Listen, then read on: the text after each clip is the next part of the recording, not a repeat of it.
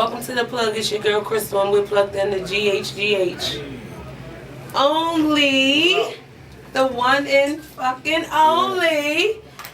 So let's retrace your roots. Here? Yeah. Your musical roots. Okay. We're gonna retrace your musical roots. So, like, who did you come up listening to? Alright, well my sister raised me, and she'll be 38 this year. She just turned 38. So it was a lot of like Rakim, Eazy-E, like a lot of NWA. So I did like some of the more lyrical, like I caught the end of the 80s. Like I really was raised on that. So hip hop is the only culture I know. I don't know anything else. So that's where the whole zero tolerance for whackness and all of that shit comes from, because you're so deep. I knew it had to be something. I mean, I'm definitely about building the culture. I appreciate all music.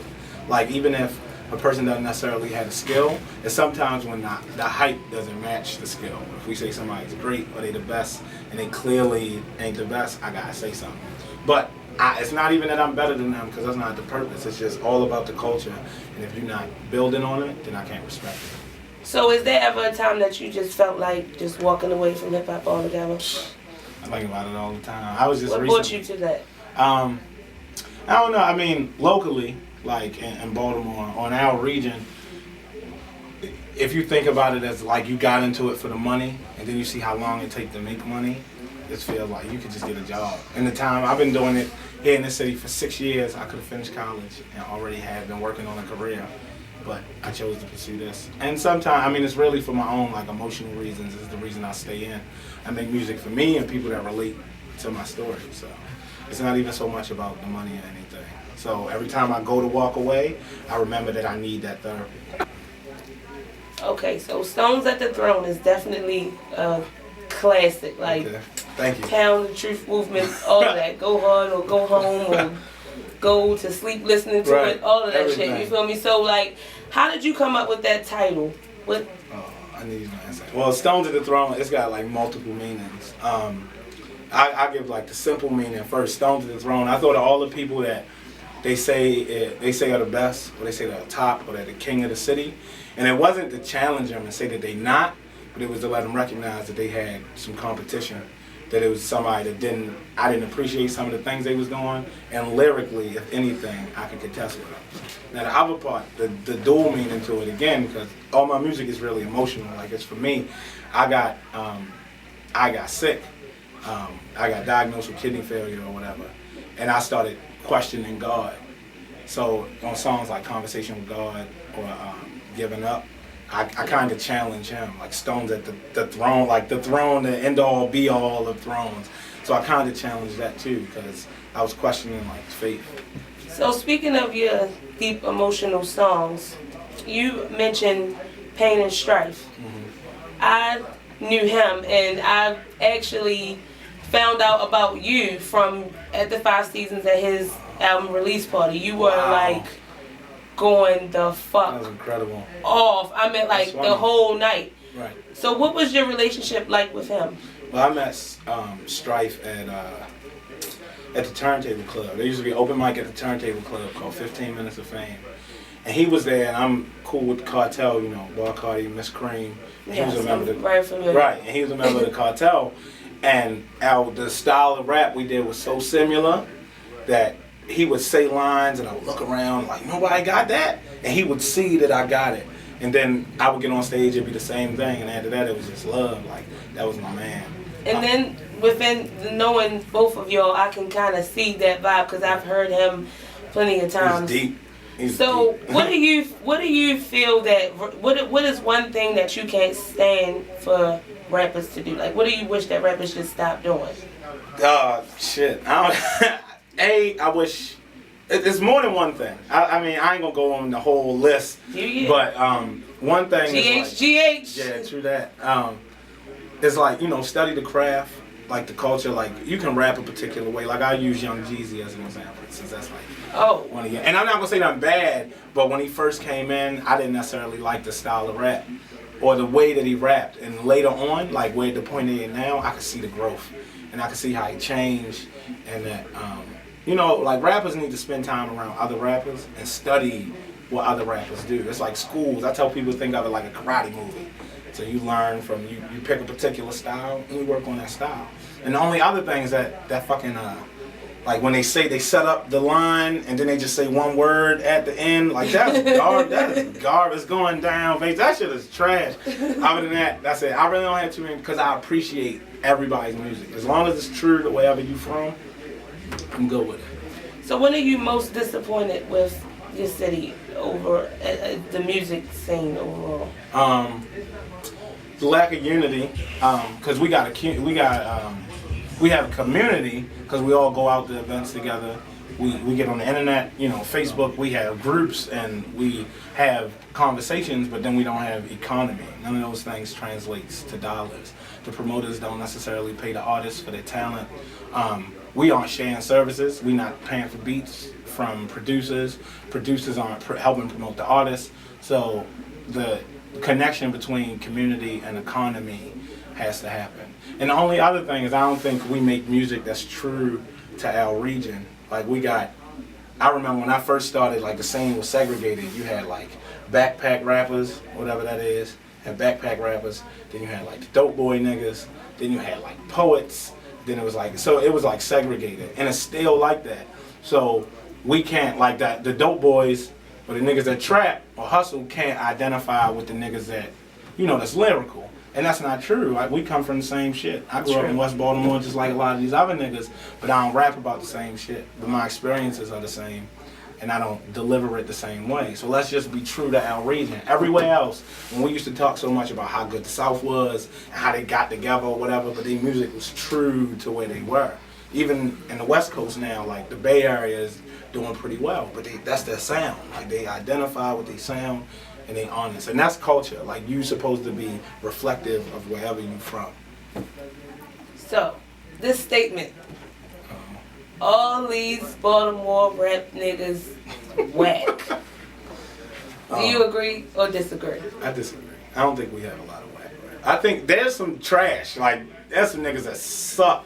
But there is a lot of talent here. And the reason for that statement, because I made that statement, is I was trying to create a situation where rappers would get paid to perform and I had to sell tickets.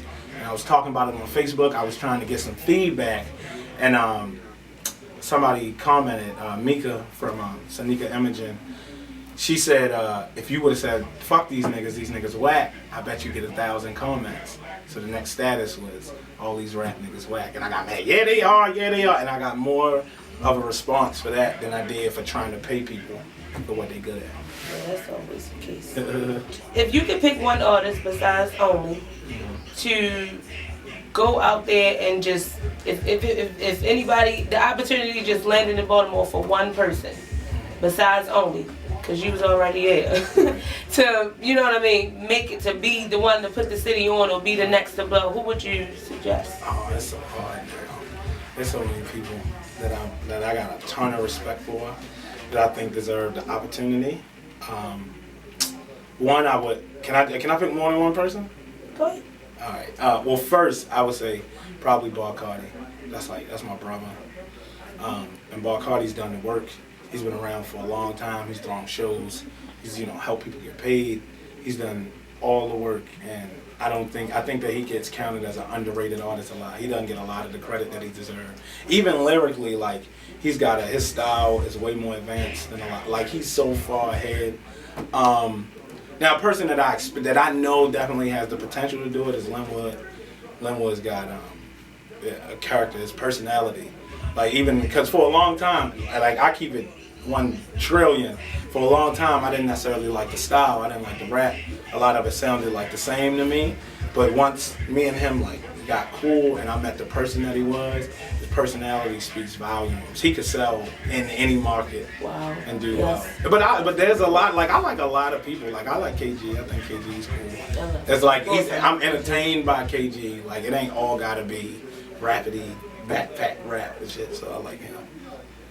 Speaking of the talent in this city, and when I spoke with Linwood, he was saying that you would have to really dig through all the garbage to get to the good music. Speaking of digging through the garbage to get to the good music. What's going on with Pinpoint? Oh, that's my man. That's my brother. Pinpoint is, I think, one of the situations is he was in a group, and now that he's finally decided to like do some music himself, he doesn't necessarily know the work that goes with the promotional aspect. You know, showing your face like it's a campaign. It's like running for office. So he's got to get out and he's got to shake hands. He's really got to do the work. But ability-wise, he's like one of the sickest. Like he's one of the dopest people here. But I dug through that garbage. Yo, he's like the best kept secret. He's the best kept secret. But I think now he's to a point where he's comfortable. He's confident in himself. He's actually working on a project right now.